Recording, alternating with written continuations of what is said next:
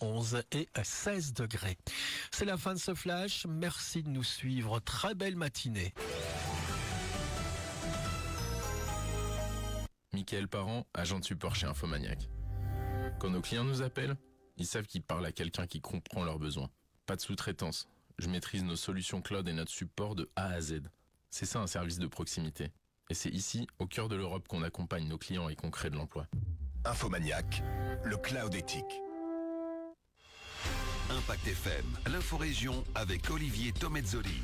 Une rêve partie illégale par définition dans la nuit de samedi à dimanche du côté de Cronchamp. Près de 200 fêtards qui ont été délogés dimanche à l'aube. Un gros chantier va débuter sur le pont d'autoroute à la sortie Malmedy. Plusieurs mois de travaux sur et en dessous du pont.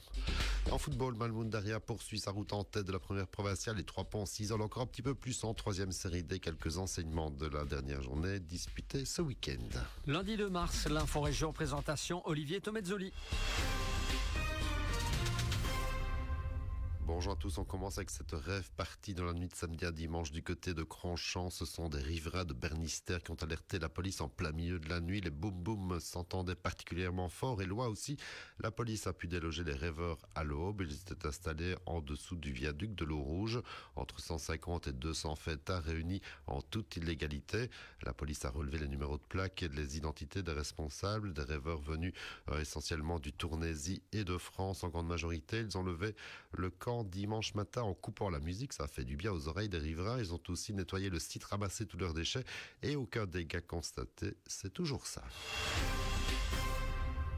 On poursuit avec ce tout gros chantier qui va débuter sur le pont d'autoroute la sortie 11 à Malmedy dès ce lundi. Gros chantier de réhabilitation, annonce la Sofico. Une phase de préparation cette semaine avec circulation ramenée sur une seule bande vers Saint-Vite, 2 bandes de circulation vers Verviers, vitesse limitée à 70 km/h. La semaine prochaine, ce sera la première grosse phase des travaux. Passage sur une seule bande en contresens vers Saint-Vite et 2 bandes dans le sens vers Verviers toujours. Vitesse également limitée à 70 km/h. Attention, levez le pied. Une première phase qui devrait se terminé pour fin juin. Les travaux seront alors interrompus pendant le mois de juillet en vue notamment du Grand Prix de Formule 1 et dès le mois d'août, le chantier basculera sur les autres voies de circulation. À noter que toutes les bretelles, les accès et sorties resteront ouverts à tout moment et en complément durant les travaux en partie inférieure pour assurer la sécurité lors des travaux spécifiques présentant ce qu'on appelle un risque de chute de matériaux. Les conditions de circulation pourront être modifiées durant quelques nuits sur la nationale 62 sous le pont, donc prévient encore la Sofico. Prudence et patience.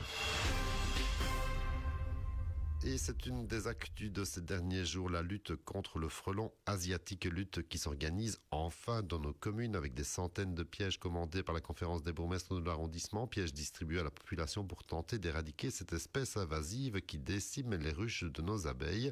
Il y a des outils pour réagir et agir rapidement. C'est une application gratuite pour le particulier, Wasp avec 2 P. C'est le nom de cette appli qui a été créée par Nicolas Delray de Stavelot. La première étape, on fait une photo et on détermine, si c'est possible, l'espèce qu'on a photographiée. Il y a toujours une option pour dire je ne sais pas, et là ce sera le professionnel qui modifiera après coup. Deuxième étape, on passe à la géolocalisation, donc elle est automatique. Si c'est le domaine public, alors là il y a une petite astuce entre guillemets, c'est que c'est la commune de recensement, de signalement du nid qui est d'abord prévenue et elle détermine alors un professionnel directement. Si c'est privé, c'est directement, alors on passe à la 3e étape où on détermine 2-3 petites options, la hauteur du nid par exemple et une petite description si on veut rajouter quelque chose, par exemple des difficultés d'accès, etc. Tout ce qui va pouvoir aider le professionnel à planifier son intervention. Et une application créée en collaboration avec Yves Godefroy, Monsieur Guêpe de Stavelot aussi, actif dans la destruction de nids de guêpes, mais également évidemment de frelons asiatiques. Ici, on est en début de saison, donc à l'approche du printemps, les fondatrices vont sortir de leur hibernation et vont commencer à créer alors leur nid primaire. Donc il y aura toute une période de piégeage, etc., qui est organisée d'ailleurs avec les communes. Plusieurs communes ici ont acquis des pièges et vont commencer la distribution.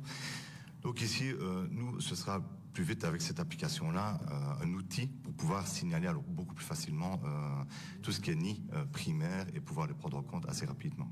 L'application va vraiment servir d'empêcher les doublons de signaler plusieurs fois le même nid On saura directement s'il a déjà été traité, si il est en cours, voir si c'est un nid aussi de cette année, parce que les nids ne seront pas systématiquement enlevés. Donc on aura vraiment une visibilité sur tout. Ce sera plus facile pour les citoyens de trouver un professionnel aussi, pour éviter d'avoir des personnes qui viennent de plus loin. Donc il y a vraiment du local ici. Et voilà, c'est une simplicité pour tout le monde, le citoyen, le professionnel et les communes. L'application WASP qui permet aussi d'identifier d'autres espèces problématiques et donc de mettre en contact directement professionnels et particuliers. Et par ailleurs, je vous rappelle aussi cette réunion d'information organisée conjointement par la ville de Stavelot et Trois-Ponts. C'est ce jeudi à l'espace culturel de Trois-Ponts à 19h. Et en football, Malmundaria poursuit sur sa lancée de futurs champions en première provinciale. Qui sait, nouvelle victoire nette dans le derby face à Recht 4-0 et toujours la première place au classement avec un petit point d'avance sur Anse. De son côté, Ster Francorchamps concède le nul, un but partout face à Wans Bazoa et s'éloigne quelque peu du top 5. En 2C, offrait à mener 2 fois avant de devoir s'incliner. Défaite 3-2 à Saint-Vite et Stavelot concède un bon match nul, 2 buts partout face au Stade Verviers-Tois B. En 3e série D, victoire spectaculaire de Malmundaria B 6-3 face à Emmels. Trois-Ponts remporte le derby face à Bellevaux, victoire 3-0 et surtout profite de la défaite d'Oudler 2-1 à l'Alliance Soutfagne pour compter à présent 4 points d'avance en tête du classement. Et enfin en 4e série F, victoire un petit peu folle de Sterbe à la SRU Verviers B, victoire 5-7. Le nul de Stavelot B, 3 buts partout à Lambermont-Rocha B, surtout la victoire de WEM Fémonville 0-2 à Cornès B. Les WEMREC qui restent dans le peloton de tête au classement. L'info continue sur notre page Facebook Impact.